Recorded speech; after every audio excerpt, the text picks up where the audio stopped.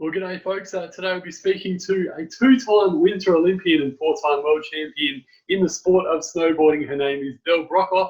Before we do that, though, just a shout-out to Carly Post from the Digital Athlete. She introduced me to Belle and does a great job of empowering and also educating athletes in the world of social media. So well done to Carly and keep up the great work there. Also a shout-out to DG Sports and Glenn, who organised this great logo, as you can see there on the t-shirt for Legends with Bevo. Welcome to Legends with Bevo. Thanks to the Holdy Hotel, Coopers and Anytime Fitness Glenelg.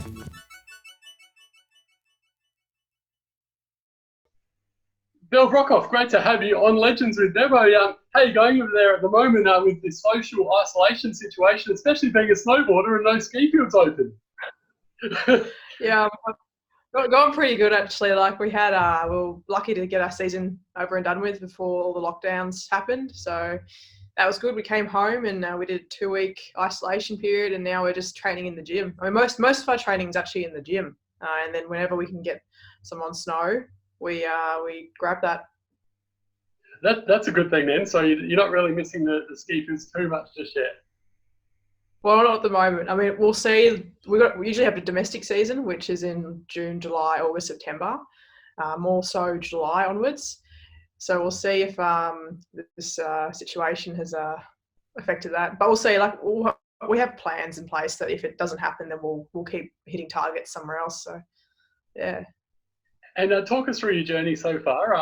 Obviously, you've represented Australia on a couple of occasions, as I mentioned at the start. In the Winter Olympics, you've also been a 4-time world champion. Talk us through the Belle Brockhoff story and I guess how you end up representing Australia.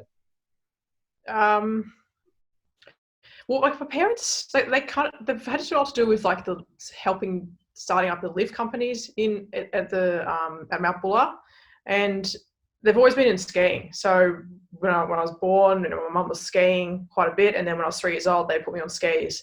And then when I was 10, they gave me my first snowboard, which was really cool. And I haven't really looked back since. So I've kind of been thrown into it. But my mum still got me to do all kinds of sports. I just had a lot of fun kind of sliding around.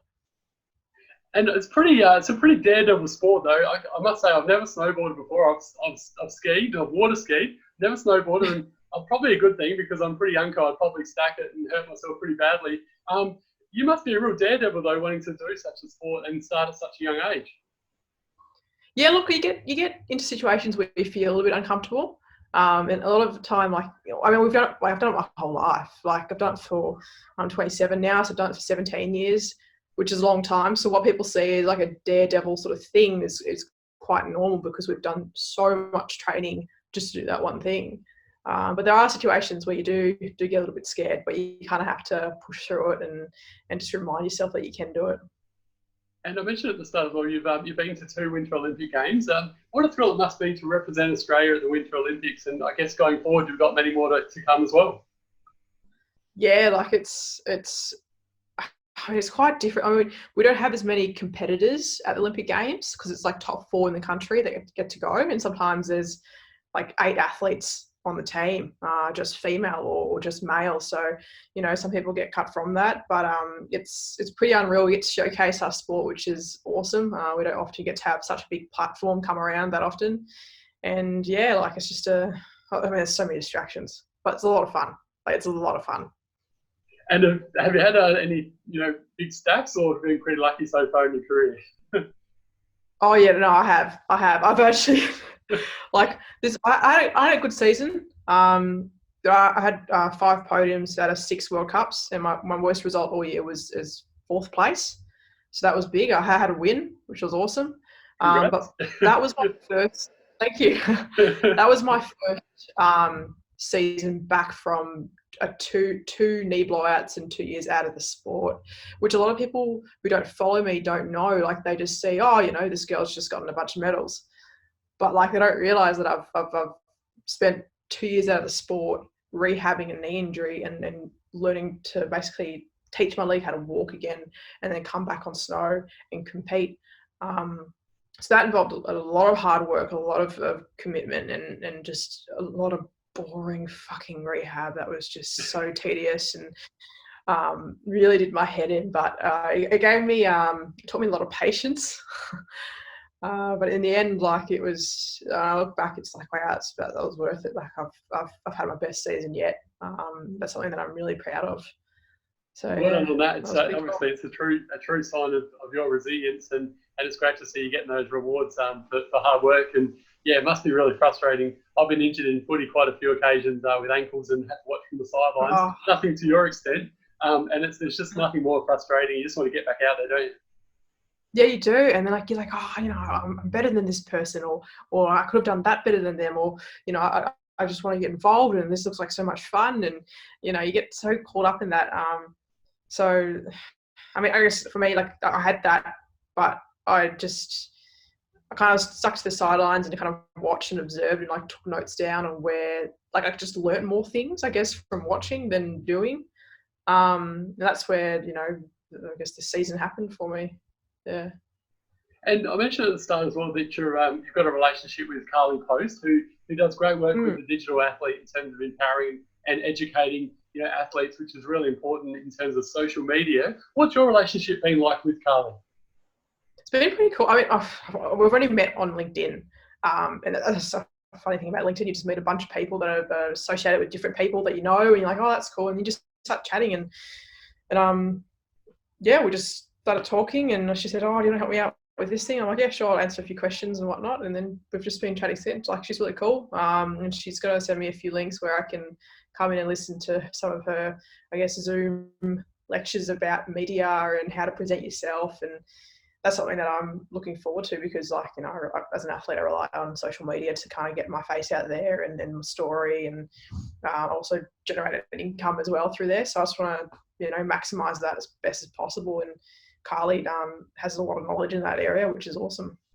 Yeah, wonderful. Obviously, social media has we see the best and the worst of it. You see lots of great stuff, and you see, unfortunately, lots of bad stuff with all the trolls out there. What sort of advice do you have for other athletes and stuff going forward in terms of, I guess, dealing with social media, especially those young ones who love to get on the Instagram and do their Instagram stories or your TikTok dances and things like that, and can easily be, I guess, we're open to just these trolls. What sort of advice do you have for athletes? Whatever you're going to put out there, you're going to get something back, whether it's positive or negative. So that's totally up to you on how you want to handle that. But also know that the stuff that you're putting out there is to people that you know, and also people that you have never met and probably never will meet in your entire life. And if it's positive things to say about you, awesome, take that on board. That's a great ego booster. It's great for self-confidence.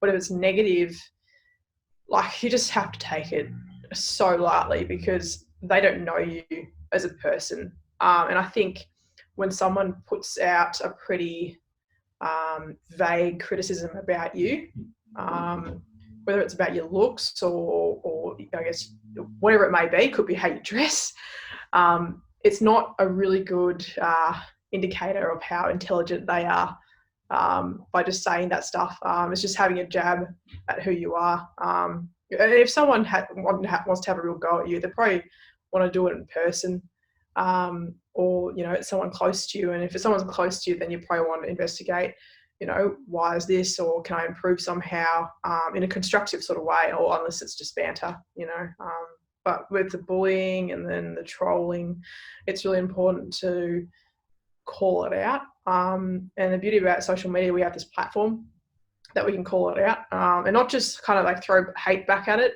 I know a lot of people will do a retweet or kind of call them out by saying, oh, this is what this person said, and then a bunch of people will throw hate on them. It's not the right way to go. I think kind of pointing out why this isn't a good thing, and then educating people on why it isn't and how to fix it, rather than just kind of throwing back the same sort of stuff.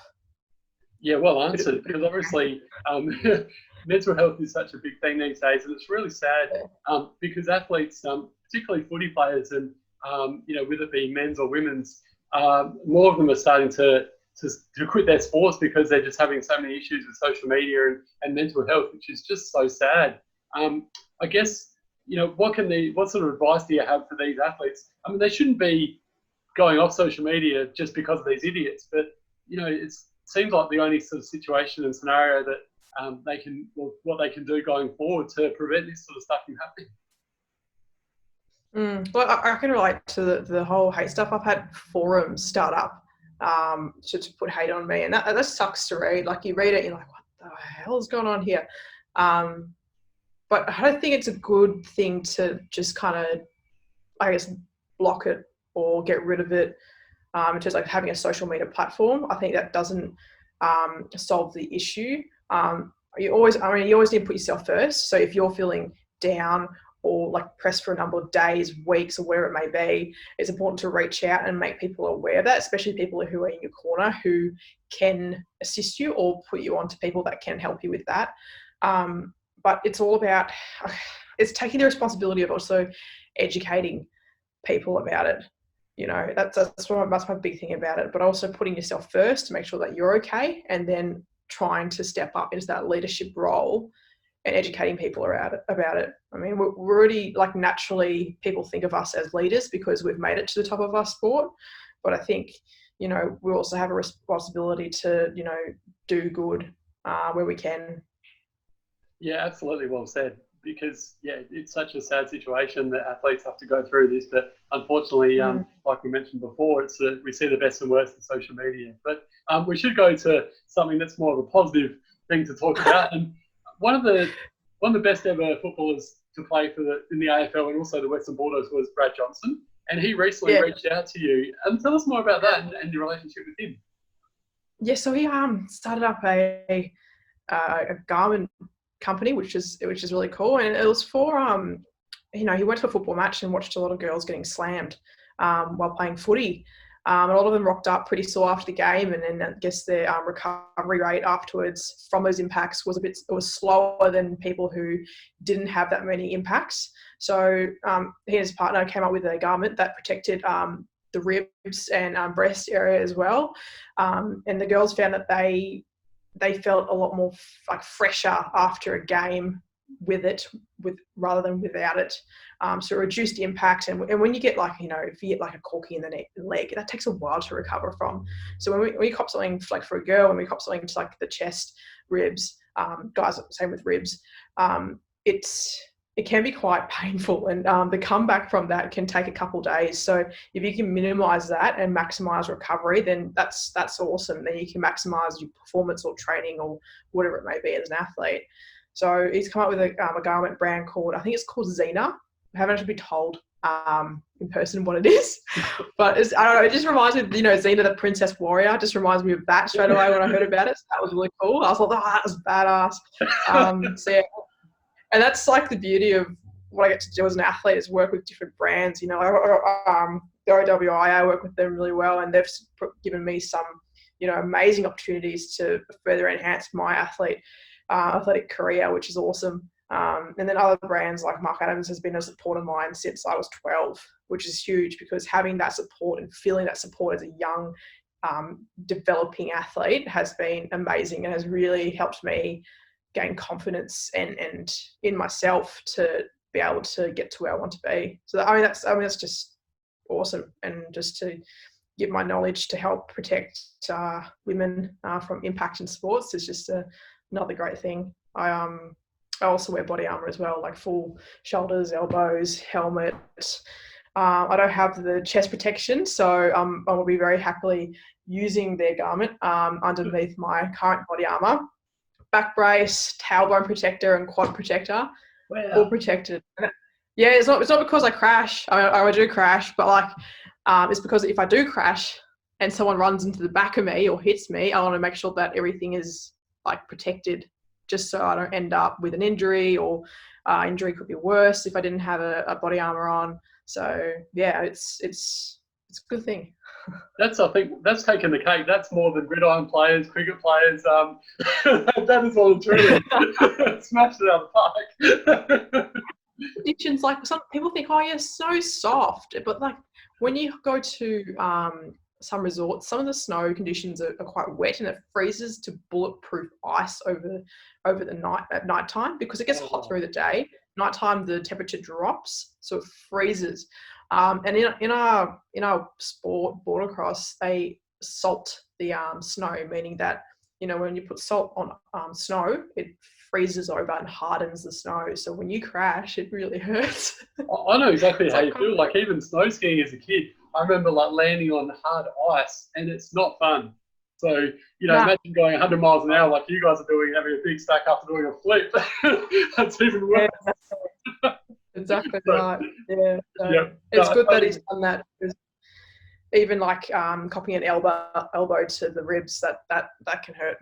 yeah, it's such a brutal sport, snowboarding, because this is why I've got so much respect for you and those that do the sport, because you're not only dealing with these big jumps and stacks and this sort of thing, you're also dealing with the other athletes that can just, there's no rules in snowboarding. It's pretty epic. It's like a footy game combined with snowboarding in a way, isn't it?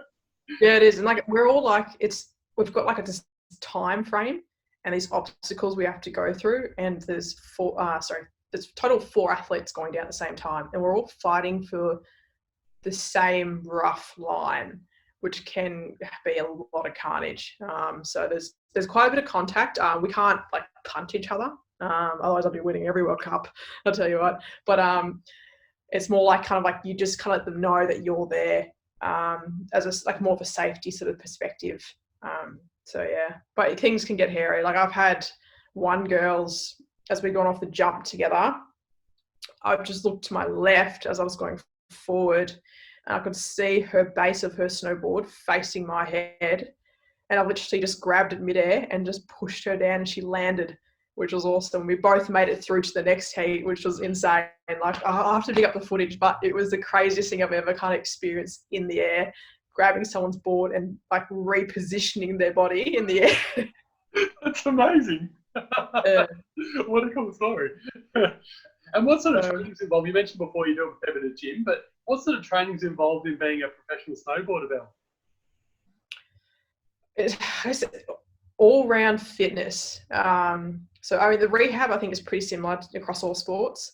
I do strength with upper body, lower body, like whole body strength, explosive power, agility, plyos, cardio, interval training. I also mix in my own I have my own theories of trainings, and I love boxing. So I do a lot of boxing. I've done that for a couple of years now. My boxing coach wants me to compete, but I'm like, okay, well, I've already had 8 knocks to the head, so I don't really want to, and then I also do a lot of AFL training now, especially last year I picked it up and I loved it. And I think that was I guess that 1% that I needed to get my knee back to where it was and used to landing in different positions, jumping up, grabbing the ball, landing on one leg, which was my right leg or left leg, but focusing on my right leg, it would get used to landing in positions that aren't controlled. So like my theory is like I've got boxing and footy training, which is like agility training, reaction training, hand-eye coordination, a mix of that. Then there's agility training that's in your gym, which is, ladder work, running around cones or whatever it may be. That's so controlled. You know how fast you're going to go through a ladder. You know where the squares are, where the cones are. Whereas if you're playing, one-on-one with someone, training with them, or, you have a boxing coach throwing punches at you, that's out of your control. You just have to react, which is border cross. There's throughout the people around you. You got the wind that could, you could have headwind, you could have tailwind. You've got different snow conditions. You've got visibility. It could be snowing.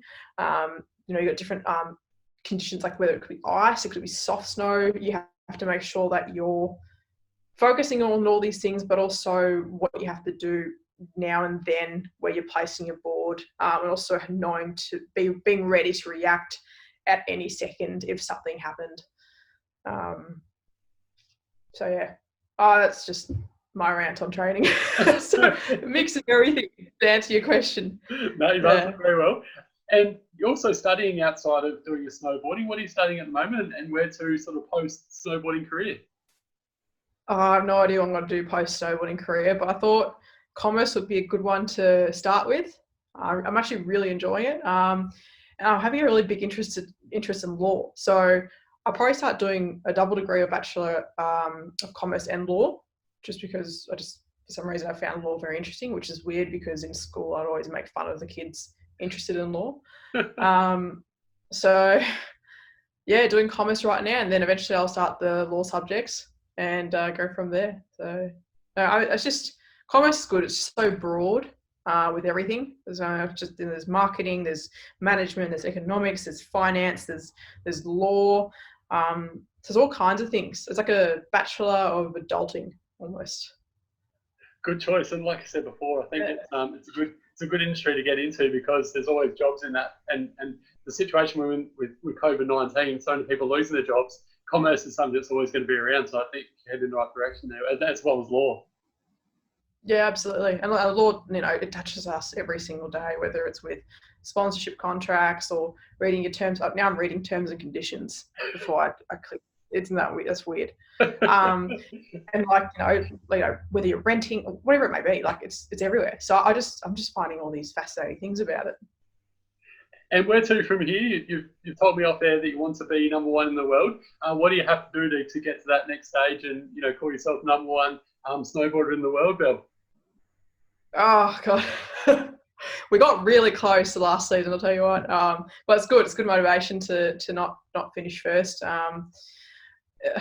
It's just a lot of hard work, and I think you always hear that. You just have to work so damn bloody hard, but also know why you're training hard and what you're training hard in specifically, not just like kind of going at it super hard, but more like, okay, so this is what I need to work really hard on, and then this thing as well, like training smart is what I'm trying to say, not just training for the sake of it, just knowing, having goals, hitting those targets every training block or every week or day or whatever it may be, and just making sure you're hitting those targets rather than kind of like not, I guess. So I do love like having fitness testing every so often to make sure that I'm hitting those targets and making sure that I'm getting to where I want to be. And then also like exploring outside the box. So like for me, that's my boxing and footy training. The footy training is quite new. Like I've always kicked the ball around. I love kicking footy. I travel with a football. So like we get all the Europeans around it and they can't kick it because they're used to like soccer. They smoke us in soccer, but like when it comes to AFL, like, no chance. So it's good, and since I've been in the sport for so long and training, my sports scientist, he gives me, he's trusted me with creating my own programs, and kind of like, with guidance with him, figure out what I need in it. So that's been really cool. Like this last month and a half, I've been writing my own program because I know what I need to do for this first few months. And then starting this month, which is today or tomorrow, Monday, he will send me a program where I need to start kind of putting on muscle in certain areas. Like my right leg is quite small compared to my left leg. So yeah, that's cool. And we've seen quite a few girls over the last few years go across from basketball to footy and other sports to like even volleyballers have gone across to play AFLW. You mentioned that you've got a bit of an interest in footy. Could we ever see Belle Brockhoff playing in AFLW? Yeah, I was really close. I was really thinking about having a crack. I mean, there's always that opportunity, but the girls have become very strong quite quickly in the last couple of years, which is awesome to see. It's awesome to see so many girls participating. So maybe earlier on I could have made the jump, but now it would be quite hard because there's some really good young guns coming through. I'm actually mentoring one of them who's doing both border cross and AFLW, and she's a freak. Like she's 15, so I'm kind of mentoring her like to do well in both, and I'm mentoring her more on the mental side, because mental game it's the same across all sports. Doesn't matter what it is. It's just more the skill that's different. Body and skill's different in every sport. So yeah, like love to have a teammate, but also love to see her just fucking dominate in AFLW or border cross, whatever it may choose. Like it's just as long as your heart's there, But maybe after snowboarding, I'll probably do a few local matches, but nothing too high end. Love it. I've already had two knee injuries. I don't want to risk another because like that's hardcore. I know what you mean. Yeah, but my ankles are absolutely stuffed. I walk around the block and I'm always worried about rolling my ankles. They're that way. Yeah. Well, Belle, it's been an absolute pleasure having you on Legends with Bevo today. Thanks so much for giving us your time and talking about your career so far. And I wish you all the very best with your studies and obviously the lead up into the Winter Olympics in a couple of years' time. And we'll speak again soon. Thank you so much for having me. To Legends with Bevo. Thanks to the Holdie Hotel, Coopers, and Anytime Fitness Glenelg.